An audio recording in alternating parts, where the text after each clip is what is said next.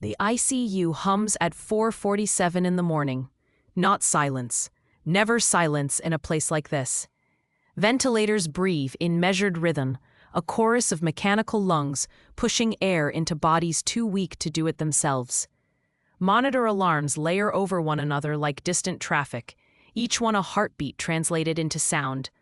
Fluorescent lights flicker above Bay 3, casting pale shadows across linoleum floors that smell faintly of antiseptic and burnt coffee from the nurse's station. Dr. Elena Vasquez moves between the beds with quiet efficiency. She's not doing rounds, not yet. That comes later, when the attendings arrive and the hierarchy reasserts itself.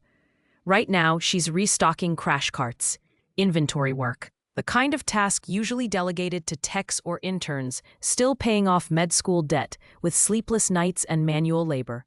She doesn't complain. Her hands move with practiced precision, checking amp vials of epinephrine, replacing defibrillator pads, aligning airway kits in perfect order. Every item placed exactly where it needs to be. No wasted motion, no hesitation. Muscle memory older than this job, older than this hospital, older than the version of herself she presents to the world each morning. Footsteps approach from behind. She doesn't turn immediately. Dr. Richard Kemper leans against the nurse's station, a paper cup of coffee in one hand, watching her with that expression she's come to recognize over the past 6 months. Half amusement, half condescension, the look of someone who believes competence can be measured by title alone. He's cardiothoracic, senior attending, the kind of surgeon who mentions his publications during casual conversations and name-drops conferences in Vienna like their weekend trips to the grocery store. Vasquez. She straightens slowly, meeting his eyes without urgency. You do know we have staff for that sort of thing. Elena closes the crash cart drawer with a soft click. I know where everything is when I need it. Kemper sips his coffee, smiling slightly. Cute, but you're a surgeon, not a supply clerk. Try to remember which one actually pays your student loans. She says nothing. He chuckles under his breath, already turning away, already dismissing her. Maybe spend less time organizing and more time in the OR. Just a thought. He walks off toward the resident lounge, coffee in hand, completely unaware that the crash cart she just restocked will save a life in 3 hours because the epinephrine will be exactly where it needs to be. And the airway kit won't be missing a laryngoscope blade like it was yesterday. Elena watches him go. Then she returns to her work. The sun hasn't risen yet. The hospital exists in that strange in-between time when the night shift is fading and the day shift hasn't quite begun. It's the quietest the ICU ever gets, and even then, it's never truly quiet.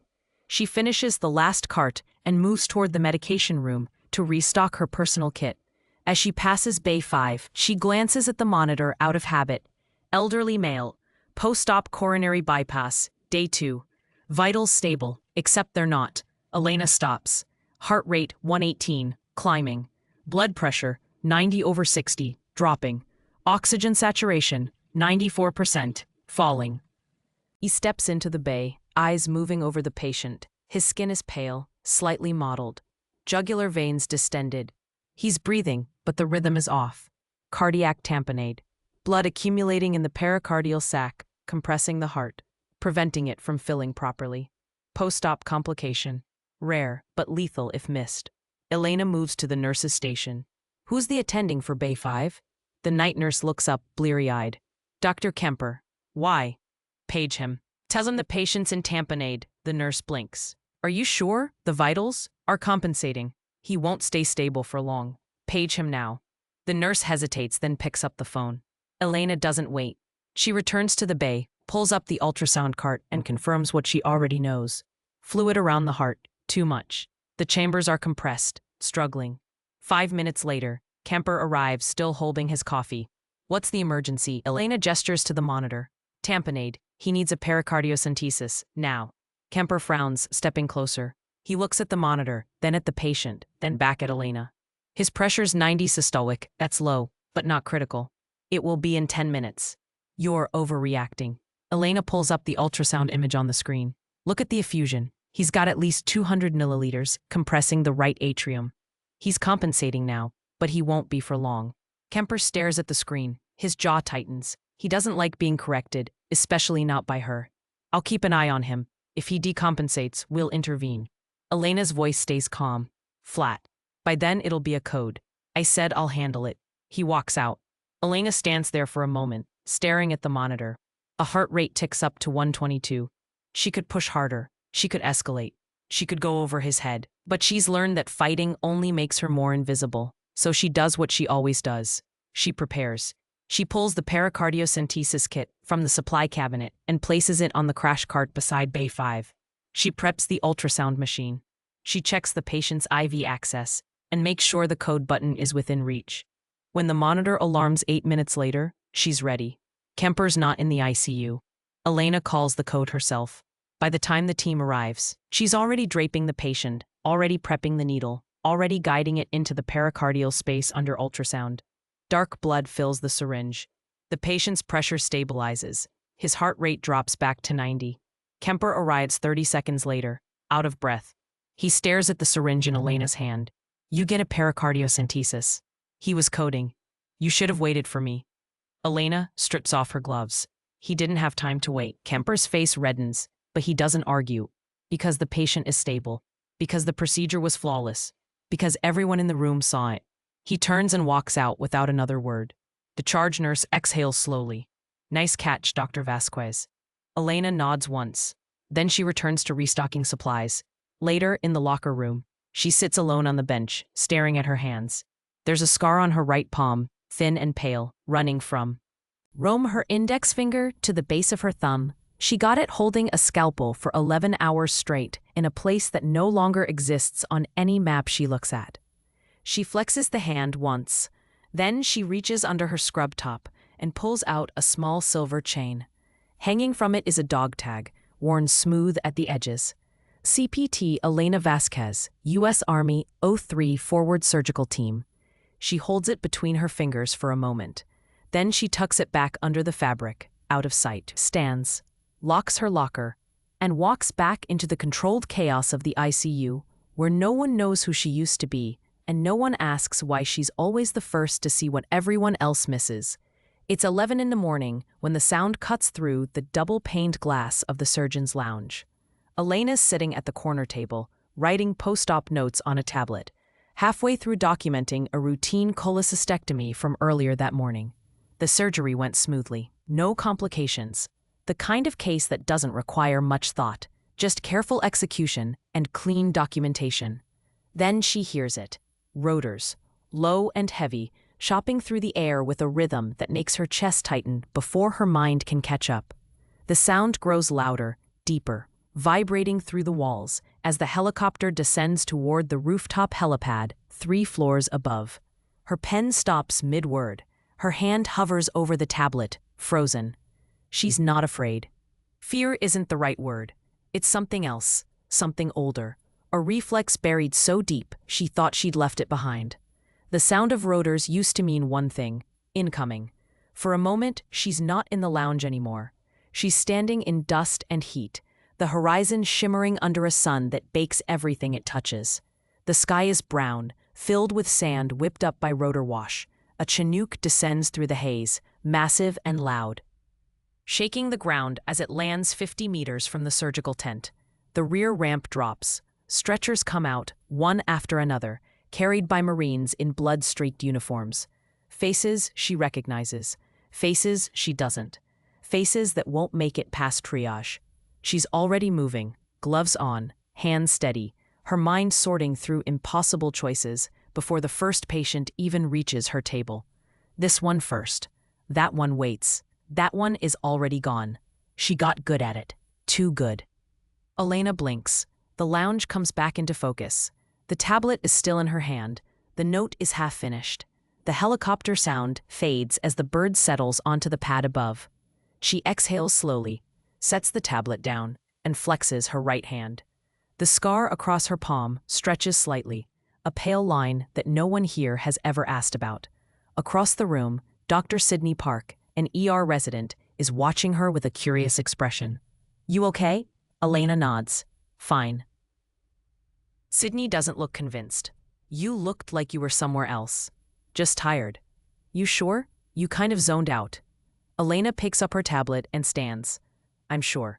She walks out before Sydney can ask anything else. That afternoon, Elena's moving through the main corridor near the emergency department when she hears the crash. Glass breaking, a shout, the unmistakable sound of something heavy hitting the floor. She's already moving before she processes what she heard.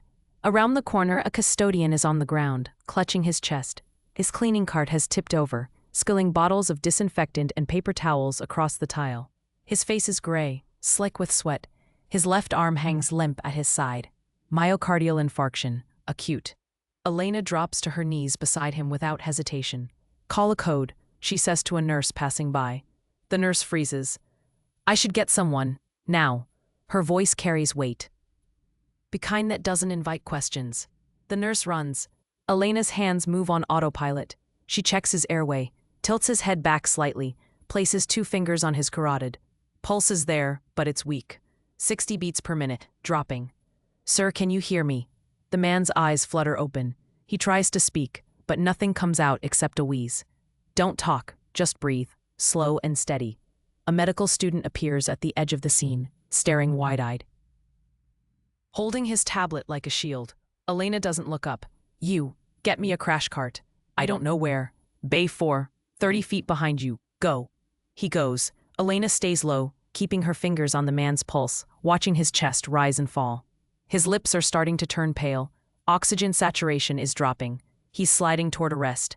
She positions herself for compressions, just in case. The medical student returns with the crash cart, hands shaking as he rolls it over.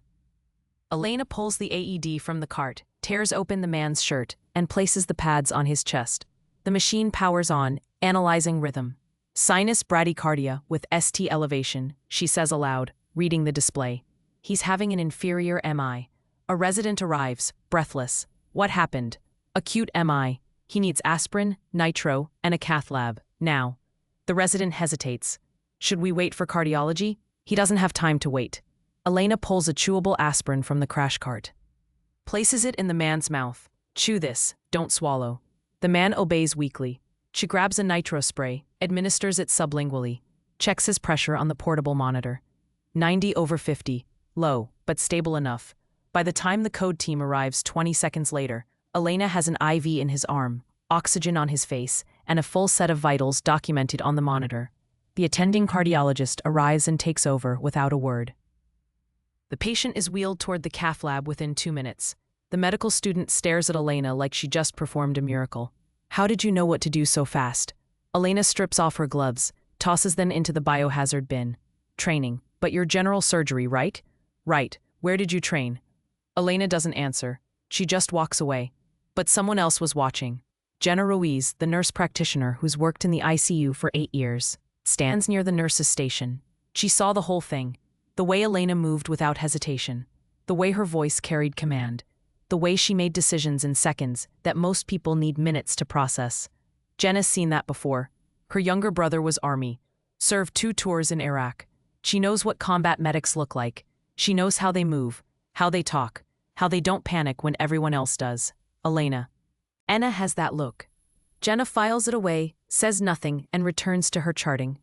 Later that evening, Elena's alone in the stairwell between the 3rd and 4th floors. It's the quietest place in a hospital, the one spot where she can breathe without someone watching. She reaches into her pocket and pulls out a small brass coin. It's worn smooth on one side from years of being carried. The other side bears an insignia, a red cross over crossed scalpels. Below it, Latin words etched in fading letters. Servare vitas in bello. To save lives in war. She got it the day she left Kandahar for the last time. A gift from her commanding officer, Colonel David Rains, who told her she'd earned it 100 times over. She holds it for 10 seconds, thumb tracing the edges. Then she puts it back in her pocket, climbs the stairs, and returns to the world where no one knows what the coin means, and no one asks why she carries it everywhere. It's 6:43 in the evening when the call comes in. The emergency department scanner crackles to life, breaking through the steady hum of the shift change. Nurses freeze mid-report. Residents look up from their tablets. The charge nurse reaches for the phone before the dispatcher finishes the first sentence. Mass casualty incident. Multi-vehicle pileup on Interstate 76. 8 critical. 4 ambulances inbound.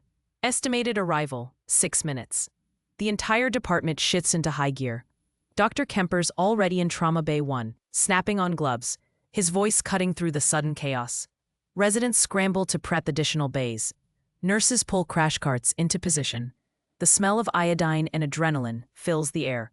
Elena's in the hallway near the medication room when she hears the announcement. She doesn't hesitate.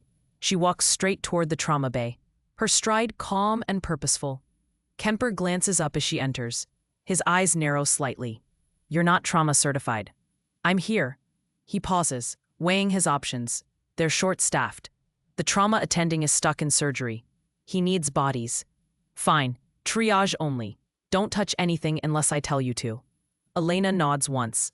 The first ambulance arrives at 6:49. The bay doors slam open. Paramedics roll in a stretcher at a near run. Male, mid-40s, unconscious, his chest visibly misshapen. Flail chest, multiple rib fractures. His breathing is rapid and shallow, each inhale weaker than the last. "Tension pneumothorax," the lead paramedic shouts over the noise. "We couldn't get a line, pressure's dropping." Kemper steps up immediately. "Get me a chest tube kit. Someone bag him. Move." Elena's eyes go to the monitor mounted on the wall. Pulse ox 89%, dropping. Heart rate 142, climbing. Blood pressure 100/60, unstable. She watches the patient's chest. The right side isn't moving. The left is hyperinflated, compensating. The trachea is deviated slightly to the left. Kemper's already at the bedside, prepping the insertion site. He palpates the ribs, counts down, marks the 5th intercostal space with a sterile marker. Elena moves closer, her voice low and controlled. 4th space. Kemper doesn't look up. "I know what I'm doing." He's got rib fractures from 3. 3 through 7. 5th space is compromised. You'll hit bone. I've placed 100 of these. Not on him. Kemper pauses, glaring at her. The room has gone quiet except for the monitor alarms. He adjusts his angle and pushes the trocar forward. It stops. Won't pass. He tries again, applying more pressure. Nothing. The monitor alarm intensifies. Pulse ox, 84%. The patient's lips are turning blue. Jenna, standing near the supply cart, speaks quietly. "Dr. Kemper, let her try." Kemper's jaw tightens. His hand hovers over the insertion site. The patient's oxygen saturation drops to 82. He steps back. "Fine, do it." Elena moves in without hesitation. Her hands are steady, no wasted motion. She palpates the chest in 3 places, counting ribs by touch, finding the 4th intercostal space in seconds. She preps the site with iodine, drapes it with a sterile towel. 10 blade, hemostat, 36 French tube. The scrub nurse hands them over without question. Elena makes the incision. Clean, controlled, 1 smooth stroke. She spreads the tissue with the hemostat, creating a path through the intercostal muscles. Then she slides the chest tube in, angling it posteriorly and superiorly with practiced precision. A sharp hiss of air escapes. The patient's chest wall shifts, equalizing. The monitor responds immediately. Pulse ox climbs, 87, 91, 95. Heart rate drops, 138, 120, 108. Blood pressure stabilizes. Elena connects the tube to the water-sealed drainage system, secures it with sutures, and steps back. She strips off her gloves in one motion. Kemper stares at her. "Where the hell did you learn that?" Elena meets his eyes, says nothing. The second ambulance arrives 40 seconds later. Female, early 30s, unconscious, penetrating abdominal trauma. The steering column went through her lower right quadrant. She's pale, cold to the touch, her skin mottled and clammy. Blood pressure 70/40, the paramedic reports. "We couldn't get it up. 2 liters in, nothing." Kemper's moving fast now. Type and cross. 2 units O negative. Prep for XLAP. We're opening her now. But the pressure keeps dropping. 68/38. Elena's watching the monitor, watching the patient's abdomen. She sees something the others haven't noticed yet. She's bleeding retroperitoneally. Kemper frowns. "We won't know that until we open her. Look at her flank." He turns. There, barely visible, is a faint discoloration along the right flank. Gray Turner sign, a late indicator of retroperitoneal hemorrhage. Elena's voice is calm, but absolute. She's got a retroperitoneal hematoma. If you open her abdomen first, she'll exsanguinate before you find the source. Kemper hesitates. He's never seen Gray Turner's sign present this early. What do you suggest? Vascular access, femoral line, manual aortic compression, then open. Kemper stares at her for 2 seconds. Then he nods. Do it. Elena's at the patient's groin in seconds.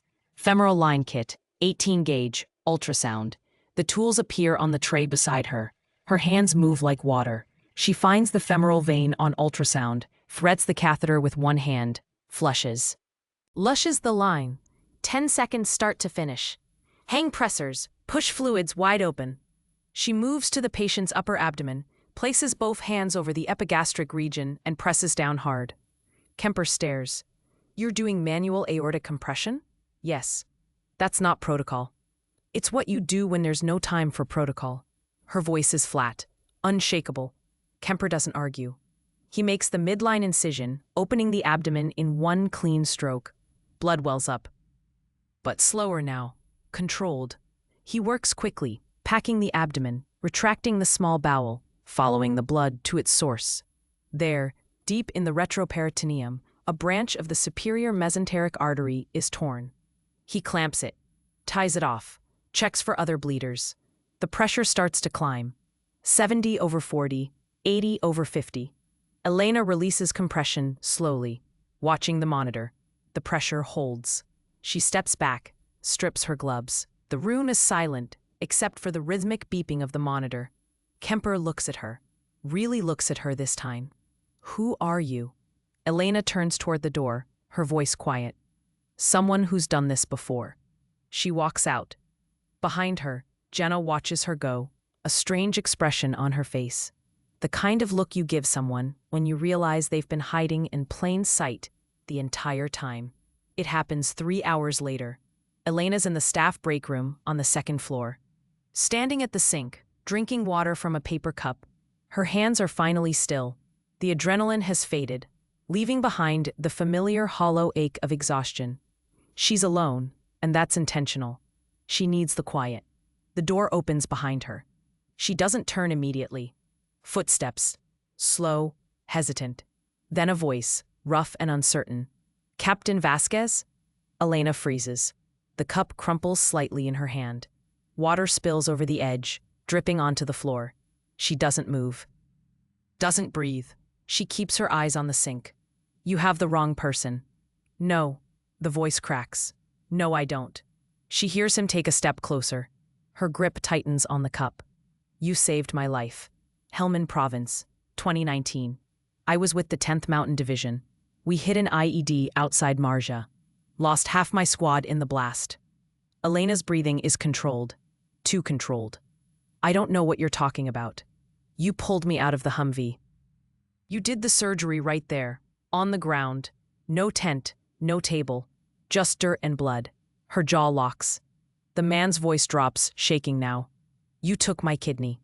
Elena closes her eyes. You told me I had 15 minutes or I'd bleed out. You said, stay with me, soldier. I remember your voice. I remember everything. He moves closer. She can hear his uneven gait. He's limping. Left leg. Old injury. Turn around. Please. Elena doesn't move. Captain. I'm not a captain anymore. You'll always be a captain to me.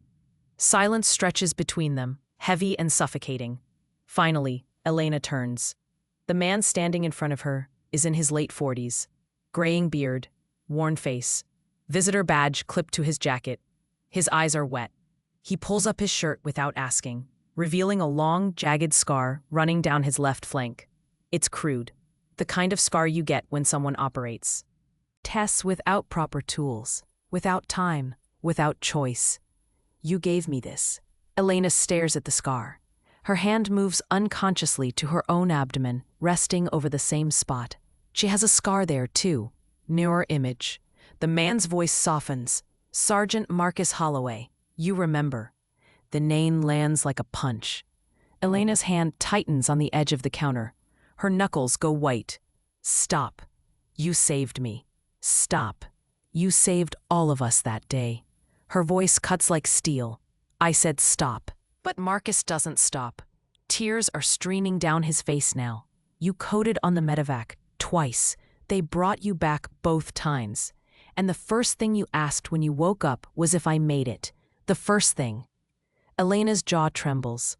Her eyes are wet, but she doesn't let the tears fall. You need to leave. Captain, I just wanted to say thank you. I'm not that person anymore. Yes, you are. The door opens. Jenna's standing there. She's heard everything. Her face is unreadable. But her eyes are sharp, processing. Marcus looks between them, then steps back, hands raised in apology. I'm sorry. I didn't mean to. He swallows hard. I just needed you to know. You gave me 20 more years. I have grandkids now because of you.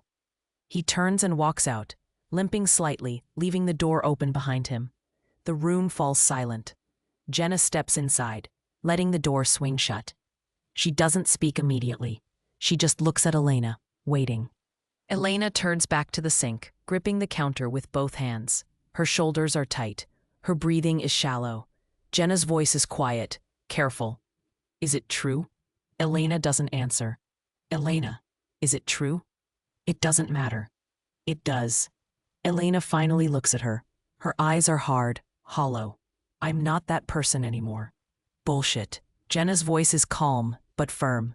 I saw you in that trauma bay tonight. You didn't hesitate. You didn't flinch. You moved like someone who's done it 1,000 times. I have. Then why are you pretending you haven't? Elena looks away. Because that life is over. Is it? Silence. Jenna steps closer. How many? How many what? How many lives did you save? Elena's voice drops to a whisper. Not enough. Jenna watches her for a long moment. Then she nods slowly. He's not the only one, is he? Elena shakes her head. How many came back? I don't know. I stopped counting. Jenna exhales softly. She doesn't push further. She just stands there, a quiet presence in the room. Finally, she speaks again. You know people are going to find out, right? Elena's voice is flat. I know. He'll tell someone. That someone will tell someone else. I know. By tomorrow morning, the whole hospital will know. Elena closes her eyes. I know. Jenna reaches out, places a hand on Elena's shoulder. For what it's worth, I'm glad he found you. Elena doesn't respond. Jenna leaves quietly, closing the door behind her. Elena stands alone in the break room for another 5 minutes. Then she pulls the brass coin from her pocket, holds it in her palm, and stares at the words etched into the metal. Servare vitas in bello. She puts it back, walks to the locker room, changes into street clothes, and drives home in silence. By 7 the next morning. The story is everywhere. Marcus told a nurse. The nurse told a resident. The resident posted about it in the group chat. By the time Elena walks through the hospital entrance at 8:15, half the ER staff already knows. By 9, the hospital administrator's office is fielding questions. By noon, Dr. Kemper is standing in the hallway outside the operating rooms, staring at Elena like she's a ghost. She's suiting up for a routine appendectomy. Scrubbing in. Focused. He approaches slowly. You were Army. Elena doesn't look at him. I was a lot of things. You were a trauma surgeon. Forward surgical team. I was. Why didn't you say anything? She pulls on her gloves, snaps them into place, and finally meets his eyes. Because it doesn't matter what I was. It matters what I do. She walks into the operating room. Kemper's left standing in the hallway, speechless. For the first time in his career, he realizes he's been working beside someone whose skills eclipse his own, and he never even noticed. Inside the OR, Elena takes her position at the table. The anesthesiologist nods. The surgical tech hands her the scalpel. She makes the first incision. Clean, controlled, precise. Just like every surgery before it. But this time, the scrub nurse is watching her differently. The circulating nurse is watching her differently. Everyone in the room knows now, and Elena feels the weight of it pressing down on her shoulders like armor she thought she'd taken off years ago. It happens at 3:17 in the afternoon.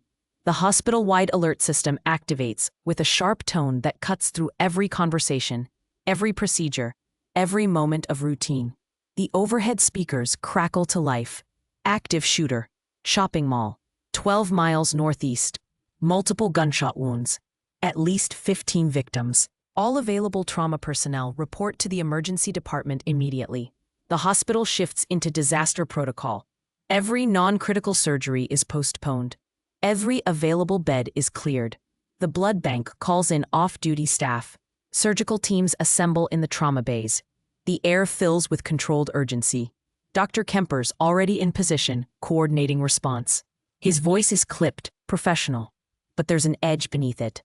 He knows they're about to be overwhelmed. We need every surgeon we have. I don't care what service you're on. If you can operate, you're here. Elena's already scrubbed and gloved, standing near Bay 2, waiting.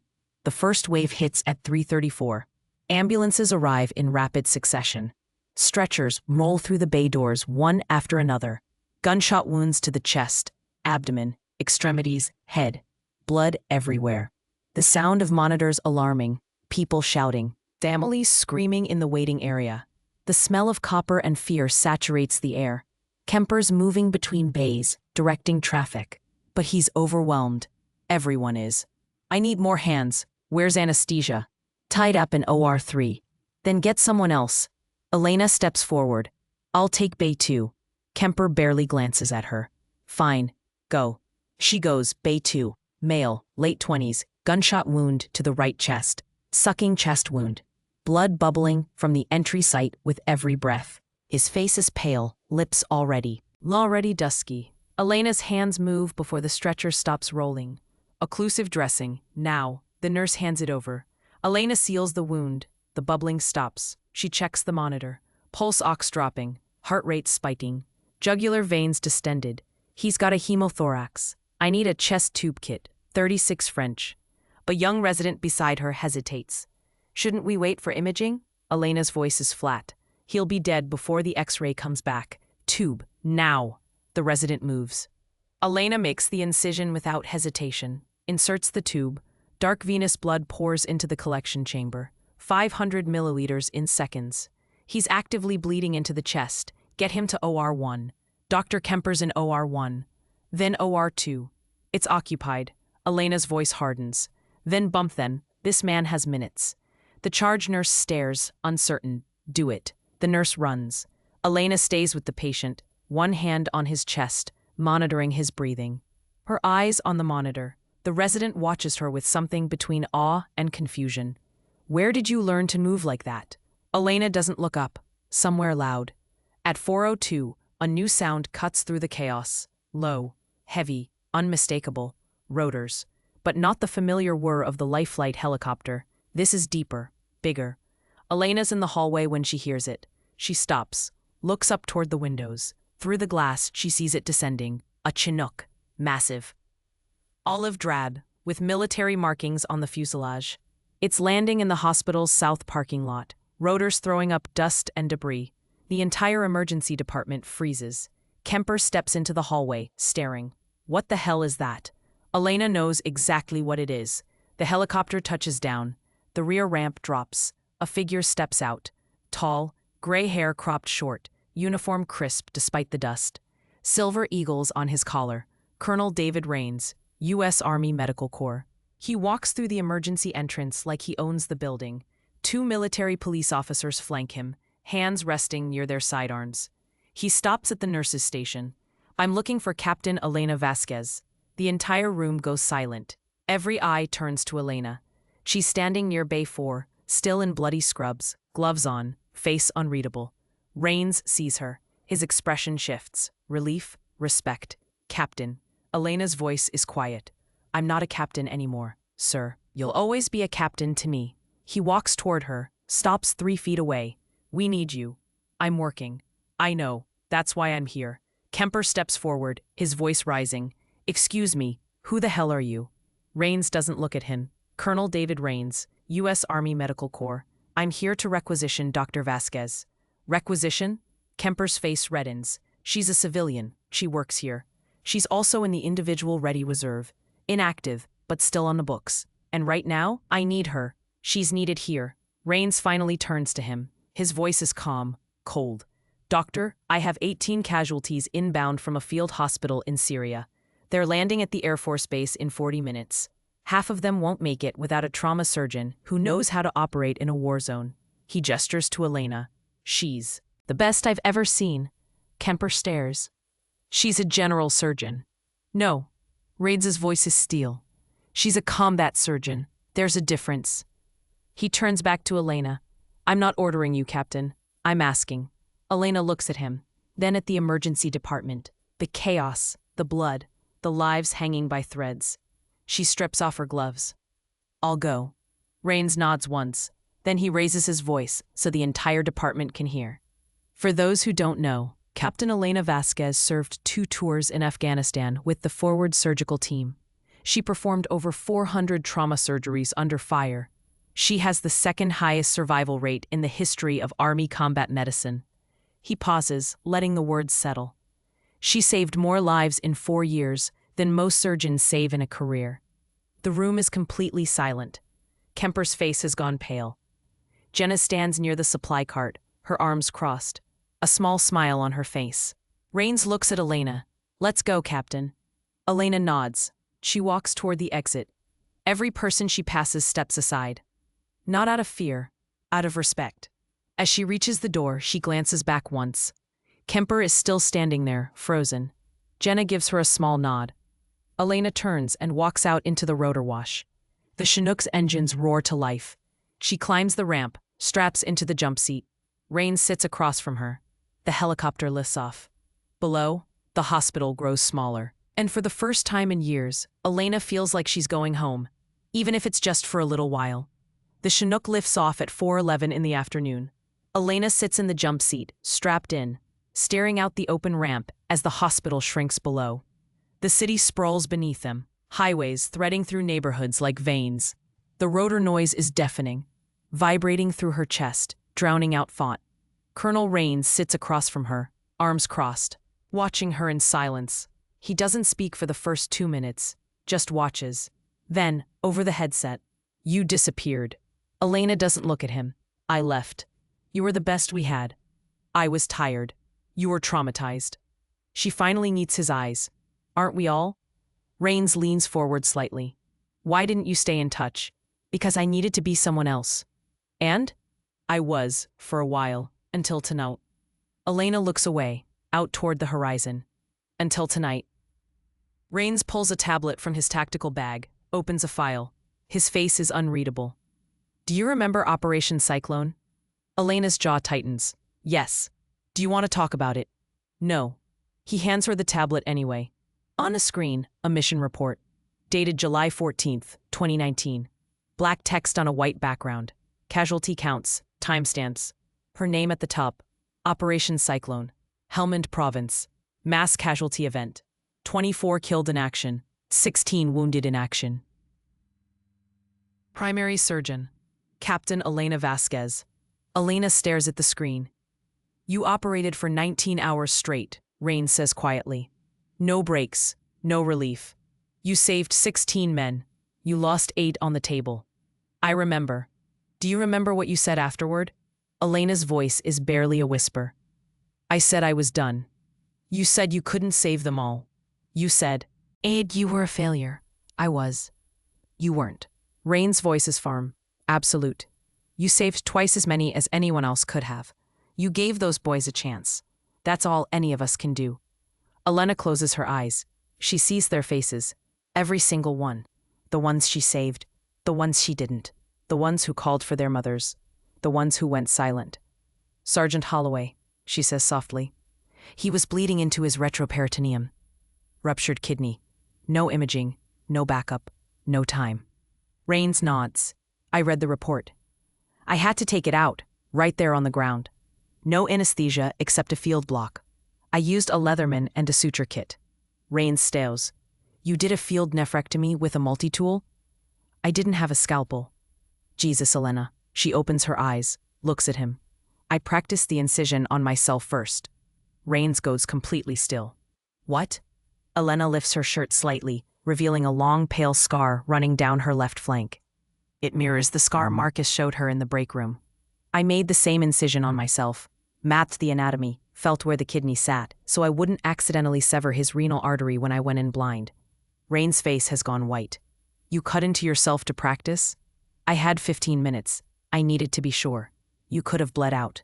I didn't. You could have died. Elena's voice is quiet, cold. He had 3 kids. I didn't. Rains leans back, shaking his head slowly. You're insane. I was desperate. You're the bravest person I've ever met. Elena looks away. I'm not brave. I just didn't want to lose anyone else that day. Did he make it? He's alive. He found me yesterday. Rains nods slowly. That's why you left, isn't it? Because you couldn't keep doing it. Elena doesn't answer. The helicopter banks left, heading northeast toward the Air Force Base. The sun is low on the horizon, casting long shadows across the landscape. Rains watches her for another moment, then speaks again. Why did you come back? Elena looks at him. To save lives. You were saving lives at the hospital. Not the way I could there. And now? She's quiet for a long moment. Then, I don't know. Rains nods. You don't have to know. You just have to keep moving. Elena looks out at the horizon. I'm tired of moving. Then stop, plant roots, build something. I tried. Try again. She doesn't answer. The helicopter descends toward the base.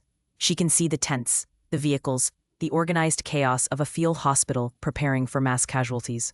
Rains stands, offers his hand. You coming? Elena looks at the base. She knows what's inside. The blood, the chaos, the impossible choices. She knows she can do it. She's done it before. But she also knows what it costs. She looks back toward the city, toward the hospital, toward the life she's been trying to build. She stands, takes his hand. I'll do the surgeries, but then I'm going back. Rains smiles faintly. Fair enough, Captain. They walk down the ramp together.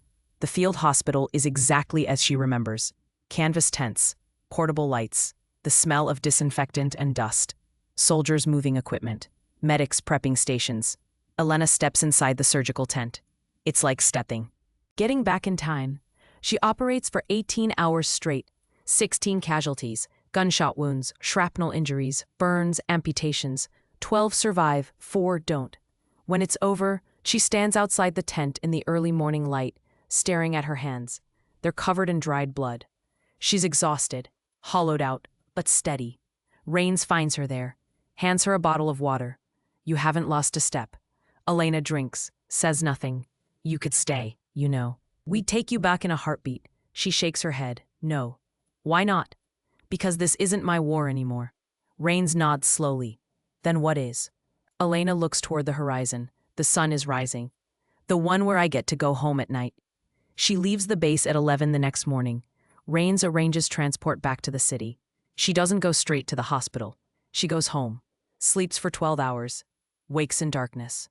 She sits on the edge of her bed, staring at her hands in the dim light. Then she gets up, showers, dresses, pulls the dog tag out from her drawer, looks at it for a long moment, and puts it back. She drives back to the hospital. 72 hours after she left, Elena walks back into the hospital at 6 in the morning on a Tuesday. She's been gone 3 days. She's exhausted. Her scrubs are the same ones she flew out in, stained and wrinkled. Her hair is pulled back in a knot that's come half undone. Dark circles shadow her eyes, but she's steady. The emergency department is quiet. Early morning lull. The overnight chaos has passed, and the day shift hasn't fully ramped up yet. Jenna's at the nurse's station, reviewing charts. She looks up. Her face breaks into a smile. You're back. Elena nods. I'm back. How was it? Long. Jenna hands her a cup of coffee, still warm. Kemper's been looking for you. Elena takes the cup. Of course he has. He's in his office. Hasn't left much since you flew out. Elena sips the coffee. It's bitter and strong. Exactly what she needs. Thanks. Elena. Jenna's voice softens. People know now. Everyone knows. I figured. You okay with that? Elena's quiet for a moment. Then she nods. I have to be. She walks toward the administrative wing, coffee in hand, each step deliberate. Kemper's office is on the 3rd floor. The door is half open. She knocks once, doesn't wait for an answer, and steps inside. Kemper's at his desk, hunched over his laptop. He looks up immediately, stands. Vasquez. Dr. Kemper. He gestures to the chair across from him. Sit, please. She sits. He sits too, runs a hand through his hair. He looks like he hasn't slept well. I owe you an apology.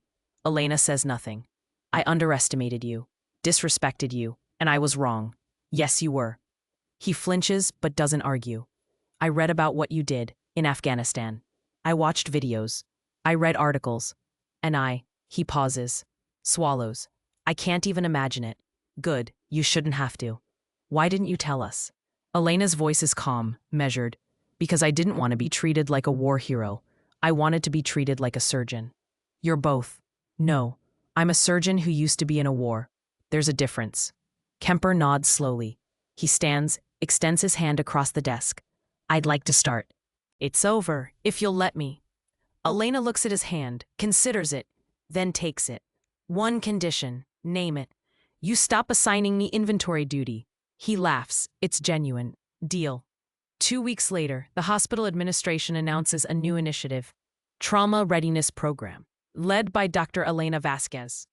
The program will train emergency department staff in advanced trauma techniques, field medicine, high-pressure decision-making, crisis management. It's voluntary. Within a week, 50 staff members sign up, including Dr. Kemper. Elena's first training session is held in the hospital's simulation lab. 20 residents, 10 nurses, 5 attendings, all sitting in tiered rows, notebooks open, faces eager.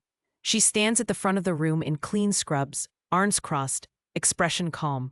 Most of you will never work in a war zone. That's good. But chaos doesn't only happen in war. It happens here, every day. She clicks to the first slide, a photo of a mass casualty scene. Stretchers, blood, controlled chaos. The difference between saving a life and losing one is often seconds. The difference between panic and precision is training. She looks around the room, meeting eyes. I'm going to teach you how to think like a trauma surgeon. Not because I want you to be me, but because I want you to be ready.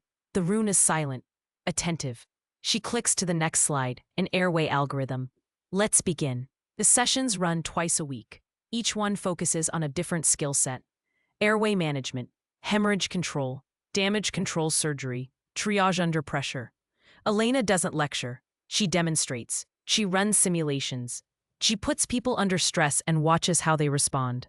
And slowly, the staff begins to change. They move faster, think clearer, hesitate less.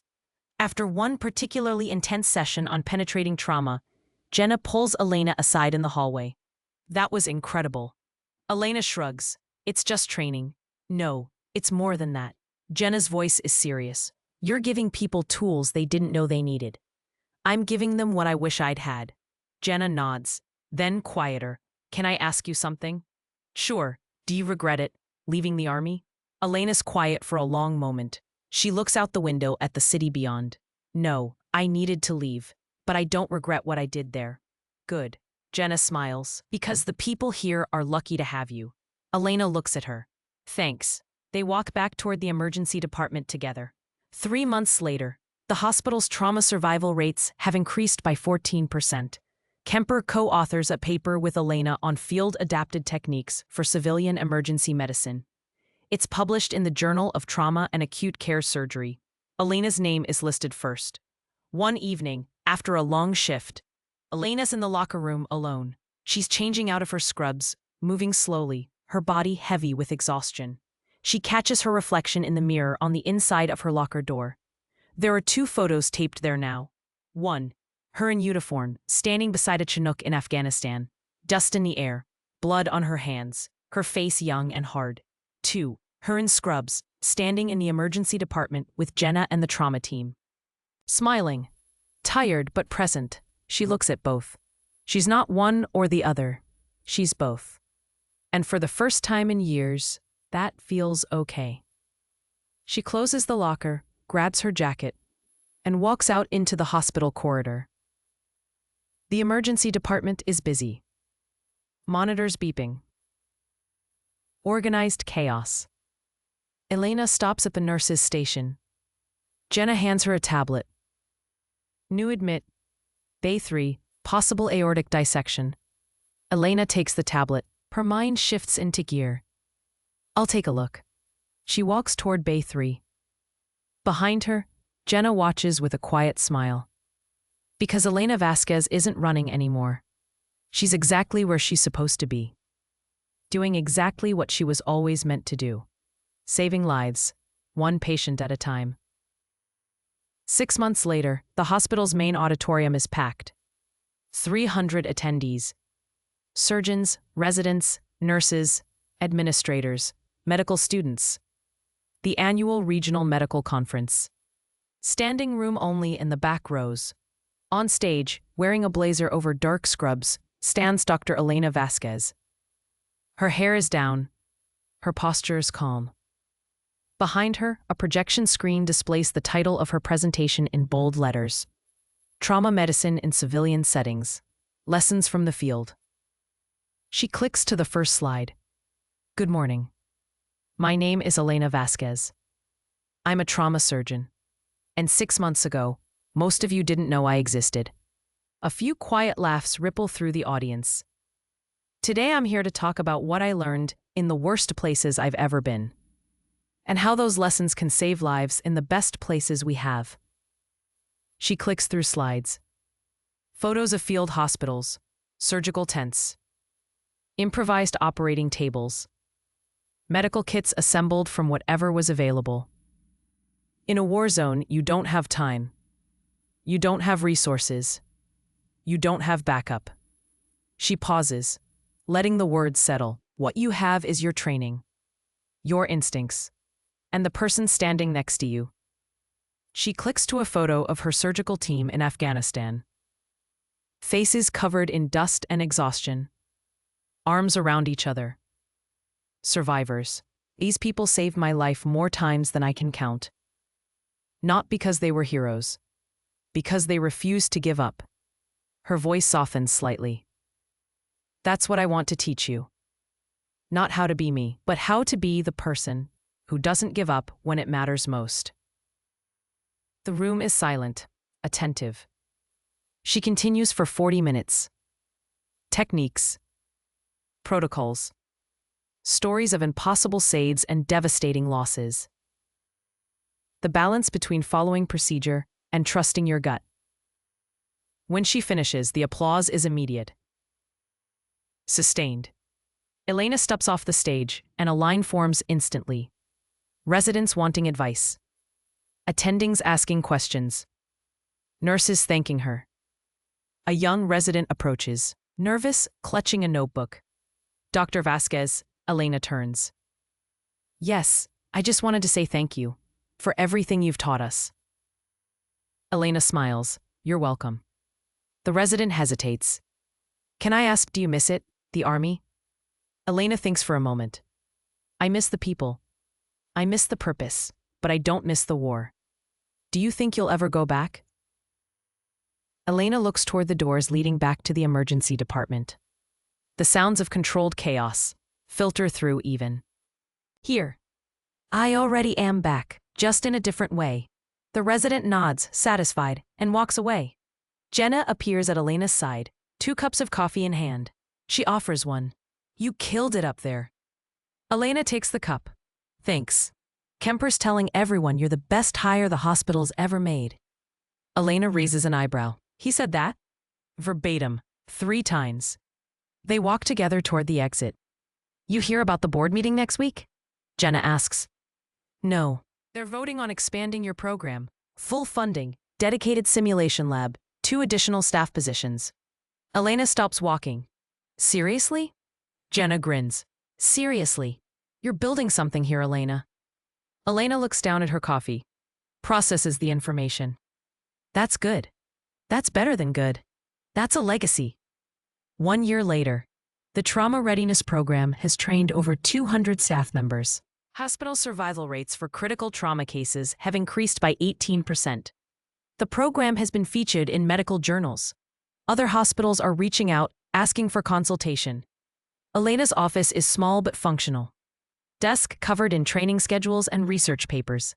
A whiteboard on the wall covered in scrolled notes and diagrams. On the shelf behind her desk, a framed photo. Her old surgical team in Afghanistan. Beside it, a newer photo. Her current team at the hospital. And next to those, a small brass coin in a display case. Servare Vitas in bello. She keeps it where she can see it. A reminder of where she's been, and why she's here. Late one night, Elena's alone in the locker room after a double shift. She's changing, moving slowly, feeling every hour in her bones. She catches her reflection in the mirror. The scar on her abdomen is visible, pale, permanent. She touches it once, remembers the decision she made in the dust and heat, the choice to cut into herself so she could save someone else. She doesn't regret it. She pulls on her jacket, locks her locker, and walks back into the emergency department. Because there's always another patient, another life hanging in the balance, another chance to do what she was trained to do. Jenna's at the nurse's station, waving her over. Incoming. MZA, 2 criticals. ETA 3 minutes. Elena nods. I'll prep Bay 1. She moves into position. Gloves on, mind clear, ready. The ambulance arrives. Doors open. Stretchers roll in. And Elena does what she's always done. She steps forward, assesses, decides, acts, calm in the chaos, precise under pressure, saving lives, one patient at a time. The screen fades to black. White text appears. Dr. Elena Vasquez continues to serve as Director of Trauma Medicine at Metropolitan Hospital. Her program has trained over 500 medical professionals. She has never returned to active duty, but she has never stopped saving lives. Fade out. In the silence that follows, there's a sense of completion. Not of endings, but of continuity. Because Elena Vasquez's story isn't about war or medals or recognition. It's about competence, resilience, the quiet determination to show up every day and do the work that needs to be done. Not because it's easy, but because it matters. And in the end, that's the only thing that ever really does.